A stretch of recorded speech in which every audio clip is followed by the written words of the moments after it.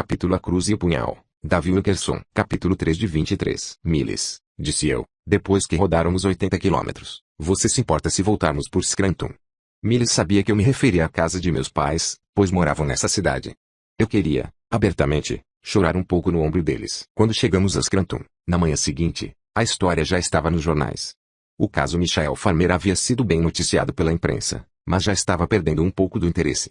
O aspecto horripilante do assassinato já havia sido explorado, até não restar mais horror que pudesse ser extraído dele. Os detalhes psicológicos, sociológicos e penais do caso, há muito se tinham esgotado.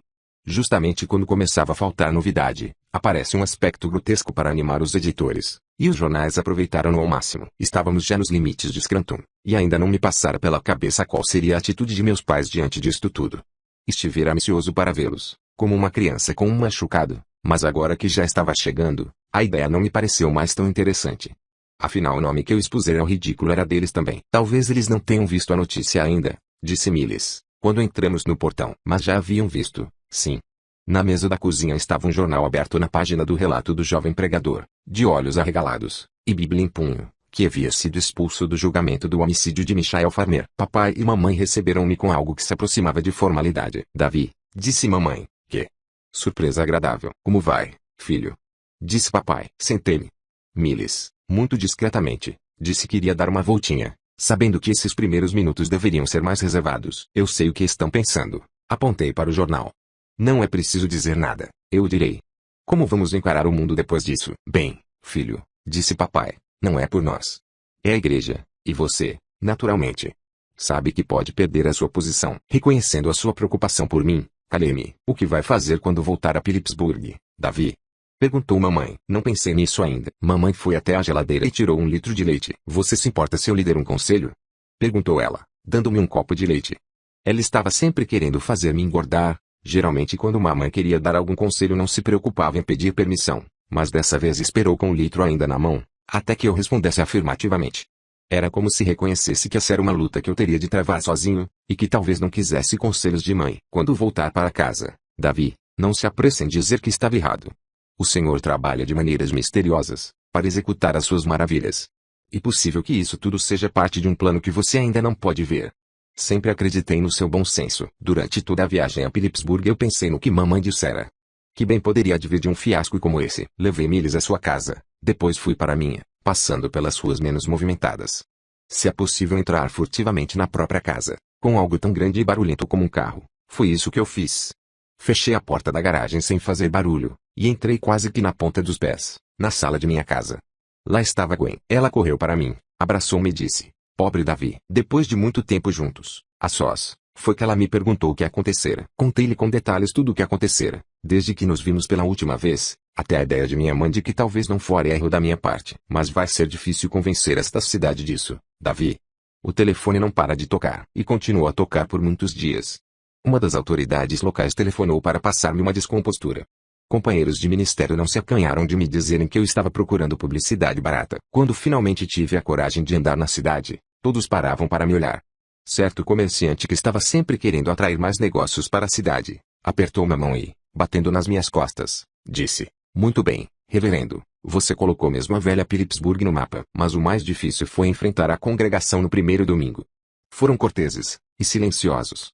Do púlpito, naquela manhã, tentei explicar o problema da melhor maneira possível. Eu sei que vocês devem estar pensando muita coisa, disse eu, dirigindo-me a 200 pessoas que pareciam ser de pedra. Primeiramente, vocês sentem por mim, o que eu aprecio. Mas, sem dúvida, devem estar pensando, que espécie de egoísta temos como pastor, um homem que pensa que o seu menor capricho é uma ordem de Deus. Dou-lhes toda a razão, pois aparentemente confundi a minha própria vontade com a de Deus. Fui humilhado e rebaixado. Talvez isso tenha acontecido para me dar uma lição.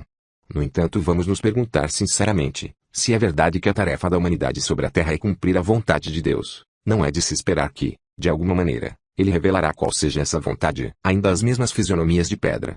Nenhuma resposta. Não estava defendendo muito bem a minha ideia de orientação divina. Mesmo assim foram todos muito bondosos. A maioria disse que pensava que eu agira como tolo, mas achava que minhas intenções eram boas. Uma amável senhora disse: Mesmo que ninguém mais o queira, nós ainda o queremos. Após falar essas palavras, Ficou meio sem graça e passou muito tempo explicando que não era bem isso o que queria dizer. Depois aconteceu uma coisa estranha. Nas minhas horas de oração noturna, um determinado versículo estava constantemente nos meus pensamentos. Sabemos que todas as coisas cooperam para o bem daqueles que amam a Deus, daqueles que são chamados segundo o seu propósito. RM 8.28. Vinha com grande poder e uma sensação de confirmação, embora conscientemente eu não sentisse nenhuma segurança. Mas junto com o versículo vinha uma ideia tão absurda que, por várias noites, bania de minha mente. Tão logo aparecia, volte a Nova York. Depois de 3 noites em que não consegui banir a ideia do pensamento, pelo contrário, continuava tão persistente como da primeira vez, resolvi enfrentá-la. Dessa vez estava disposto. Para começar, Nova York não era uma cidade com a qual eu simpatizava. Não gostava mesmo de lá, e não estava preparado para a vida naquele lugar. E ficava evidente em cada atitude minha ignorância. O nome Nova York passou a ser para mim um símbolo de frustração. Seria errado, de qualquer ponto de vista, deixar Gwen e as crianças novamente. Não iria viajar 8 horas para ir e 8 para voltar, apenas pelo privilégio de me fazer de bobo novamente. Voltar à congregação e pedir-lhes dinheiro, estava completamente fora de cogitação. Esses fazendeiros e mineiros já estavam dando mais do que deveriam. Como explicar a eles uma coisa que eu também não compreendia? Não conseguia entender essa nova ordem de voltar ao lugar da minha derrota anterior. Não teria uma chance melhor de ver aqueles meninos. Pelo contrário, teria menos oportunidade ainda, porque agora era conhecido pela polícia, como um lunático. Nada, faria com que eu voltasse à congregação com tal sugestão. No entanto, tão persistente foi a ideia, que na quarta-feira seguinte levantei-me e pedi à congregação que me desse mais dinheiro para voltar a Nova York. A resposta dos membros da igreja foi de fato surpreendente. Um por um, levantaram-se, foram à frente e colocaram sua oferta na mesa da ceia. Dessa vez, havia muito mais pessoas na igreja, talvez umas 150, mas o interessante é que a oferta foi quase exatamente igual à anterior. Depois de contarmos todas as notas miúdas, e uma ou outra maior, havia justamente o necessário para voltarmos a Nova York. $70. Na manhã seguinte, Miles e eu estávamos a caminho, às 6 horas da manhã. Fomos pelo mesmo itinerário, paramos no mesmo posto de gasolina, passamos pela ponte e entramos em Nova York. Atravessando a ponte, eu orei. Não tenho a mínima ideia por que tu permitiste que acontecesse o que ocorreu na semana passada, nem porque estou voltando para esta confusão. Não peço que me reveles os teus propósitos, apenas que guies os meus passos. Novamente passamos pela Broadway e fomos para o sul, pelo único caminho que conhecíamos. Estávamos andando devagar, quando de repente tive a sensação incrível de que deveria descer do carro. Vou procurar um lugar para estacionar, disse a Miles. Quero andar um pouco. Achamos logo um lugar vago. Volto já, Miles. Nem sei o que estou procurando. Deixei Miles no carro e comecei a andar. Não dei muitos passos quando ouvi uma voz. Oi, Davi. Não virei primeiramente porque pensei que era algum rapaz chamando um colega, mas ouvi novamente. Oi, Davi. Pregador. Dessa vez olhei. 6 rapazes estavam encostados num edifício, logo abaixo de uma placa que dizia, é proibido demorar-se neste local. Estavam com calças de cano fino e casacos de zíper. Todos fumavam, menos um, e todos pareciam indiferentes. O 7º se separara do grupo e vinha em minha direção. Estava sorrindo e eu gostei do seu sorriso. Você não é o pregador que foi expulso do julgamento do caso Michael Farmer? Sim. Como é que você sabe? Sua fotografia estava em todos os jornais, e o seu rosto não é difícil de lembrar. Bem, obrigado. Não foi um elogio. Você sabe o meu nome, mas eu não sei o seu. Sou Tomé, presidente dos rebeldes. Perguntei a Tomé, presidente dos rebeldes, se aqueles rapazes, encostados perto do aviso que proibia a vadiagem eram seus amigos. Ele disse que sim, e ofereceu-se para apresentá-los. Continuaram com suas fisionomias indiferentes, até que Tomé contou-lhes que eu já tivera uma briga com a polícia. Foi como mágica. Era minha carta branca com eles, e Tomé apresentou-me com grande orgulho. Ei, rapazes, disse ele, olhem aqui o pregador que foi expulso do julgamento do caso Farmer. Um por um os rapazes se desgrudaram da parede do prédio e vieram inspecionar-me. Apenas um não se mexeu. Abriu um canivete e começou a escrever, com ele, um palavrão, junto ao aviso que proibia se demorar naquele local. Enquanto conversávamos, 2 ou 3 meninas também chegaram. Tomé perguntou acerca do julgamento, e contei-lhes que estava interessado em ajudar adolescentes, principalmente os das quadrilhas. Todos, menos o que escrevia, ouviam-me atentamente, e vários deles disseram que eu era um dos nossos. O que vocês querem dizer com isso? Perguntei. A lógica deles era simples. A polícia não gostava de mim, a polícia não gostava deles. Estávamos na mesma situação, e, portanto, eu era um deles. Foi a primeira vez, mas certamente não foi a última que me apresentaram essa lógica. Momentaneamente revivi aquela cena em que os policiais me arrastavam para fora daquela sala, mas agora via com outros olhos. Fiquei arrepiado como sempre me acontece quando sinto os perfeitos desígnios de Deus. Não tive mais tempo de pensar nisso, pois o rapaz que segurava a faca chegou mais perto. Suas palavras ditas na linguagem própria de um rapaz de rua cortaram o meu coração muito mais do que poderia ter feito o seu enorme canivete. Davi, disse o menino, sacudiu os ombros para acomodar o paletó, e eu observei que, quando ele fez isso, outros rapazes se afastaram um pouco. Deliberadamente, ele abriu e fechou o seu canivete várias vezes. Afinal, abriu e, calmamente, passou pela frente do meu paletó, batendo em cada um dos botões. Não disse nenhuma palavra, até chegar ao fim desse seu pequeno ritual. Davi, disse ele afinal, aceito você, mas se algum dia, Davi, você se colocar contra a turma desta cidade. Senti a ponta da faca sendo espetada levemente na minha barriga. Qual é o seu nome, rapaz? Era José, mas foi outro rapaz quem o disse. José, não sei por que Deus me trouxe a esta cidade, mas quero dizer-lhe uma coisa. Ele está do seu lado, isso posso lhe afirmar. José me olhava fixamente, mas devagar senti que a pressão sobre a faca diminuía, até que afinal ele atirou e desviou o olhar. Habilmente Tomé mudou de assunto. Davi, se você quer conhecer os membros das quadrilhas, por que não começa aqui mesmo? Estes camaradas aqui são todos rebeldes, mas posso apresentá-lo a alguns GU também. GU, Grandes Gangsters Unidos. Meia hora depois de minha chegada em Nova York, eu já estava sendo apresentado à segunda quadrilha das ruas. Tomé deu-me instruções quanto às ruas pelas quais deveria passar, mas eu não conseguia entendê-lo. Puxa, mas você é mesmo um caipira, hein, Nancy? Disse ele, chamando uma das moças que estavam ali perto. Leve o pregador até os GU, viu? Os GU se reuniam num porão da rua 134.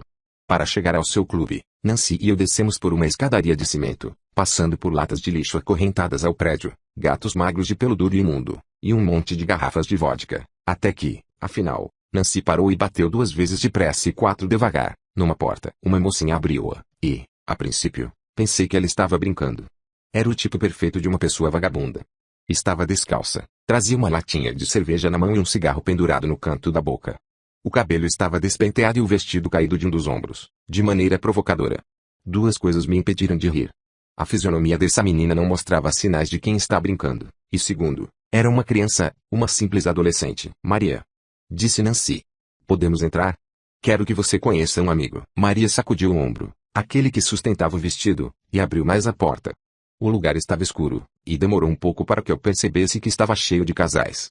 Rapazes e moças, todos adolescentes, se entrelaçavam nesse local frio e mal cheiroso, e eu reconheci, de repente, que Tomé estava certo. Eu era mesmo um caipira. Não fora Maria quem tinha tirado os próprios sapatos, nem puxado o vestido. Alguém ligou uma luz de boate, e os pares se desenlaçaram devagar, olhando para mim com aquele mesmo ar de monotonia que havia percebido nos rebeldes. Este é o pregador que foi expulso do julgamento do caso Farmer, disse Nancy. Imediatamente, deram-me toda a atenção e, mais do que isso, sua simpatia. Naquela tarde tive a oportunidade de pregar o primeiro sermão a uma quadrilha nova-iorquina. Naturalmente nem tentei transmitir-lhes uma mensagem complexa, apenas disse que eram amados. Eram amados, mesmo entre as garrafas de vodka, e na busca da satisfação ilusória do sexo. Deus compreendia o que estavam procurando, quando bebiam ou brincavam com o sexo, e ansiava dar-lhes o que procuravam, estímulo, bem-estar e a sensação de serem amados. Mas Deus tinha esperanças muito mais altas para todos eles. Queria dar-lhes tudo o que eles nunca conseguiriam através de uma garrafa num porão frio. Quando fiz uma pausa, um rapaz disse, continue, pregador. Você está acertando na mosca. Era a primeira vez que eu via essa expressão. Significava que eu estava alcançando seu sentimento mais íntimo, e era o maior elogio que me poderiam ter feito. Teria saído daquele esconderijo meia hora mais tarde grandemente animado, se não fosse o meu primeiro encontro com narcóticos.